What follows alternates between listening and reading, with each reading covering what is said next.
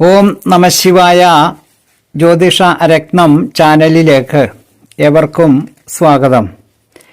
ഈ വീഡിയോയിൽ വളരെ ശ്രേഷ്ഠമായ സരസ്വതി യോഗം എന്ന യോഗത്തെ സംബന്ധിച്ച് പറയാം.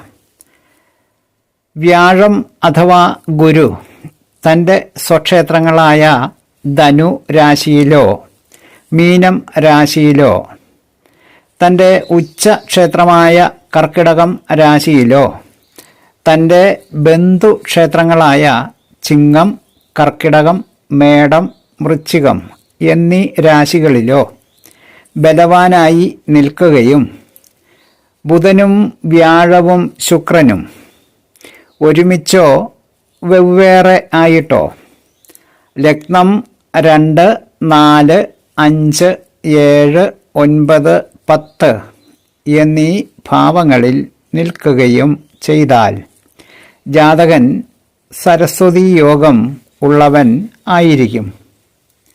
ഈ യോഗത്തിൻ്റെ ഫലമായി ജാതകൻ വലിയ പ്രസിദ്ധിയുള്ളവനും നല്ല കവിതാവാസന ഉള്ളവനും കവിയും നല്ല ഭാര്യയും സന്താനങ്ങളും ഉള്ളവനും എല്ലാ ശാസ്ത്രങ്ങളിലും നല്ല പാണ്ഡിത്യമുള്ളവനും നല്ല സാമർഥ്യമുള്ളവനും വലിയ ധനികനും എല്ലാ ജനങ്ങളും ആരാധിക്കുന്നവനും ദേവഗുരുവായ ബൃഹസ്പതിക്ക് തുല്യവും ആയിരിക്കും.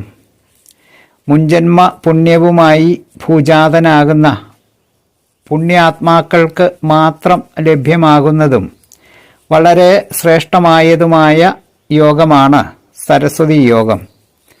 ഈ യോഗത്തിൻ്റെ വിശദാംശങ്ങൾ പറഞ്ഞ വീഡിയോ ശ്രദ്ധിച്ച എല്ലാവർക്കും നന്ദി, നമസ്കാരം. തലക്കുറി, ജാതകം, വിവാഹ പൊരുത്തം, മുഹൂർത്തം, പ്രശ്നം തുടങ്ങിയ ജ്യോതിഷ സംബന്ധമായ എല്ലാവിധ സേവനങ്ങൾക്കും 9652328294 എന്ന ഫോൺ നമ്പറിലോ ഇതേ നമ്പറിലുള്ള വാട്സപ്പിലോ ബന്ധപ്പെടാവുന്നതാണ്. സ്നേഹപൂർവം മോഹനൻ ജ്യോത്സ്യർ, ജ്യോതിഷ ആചാര്യ. ഓം നമഃശിവായ.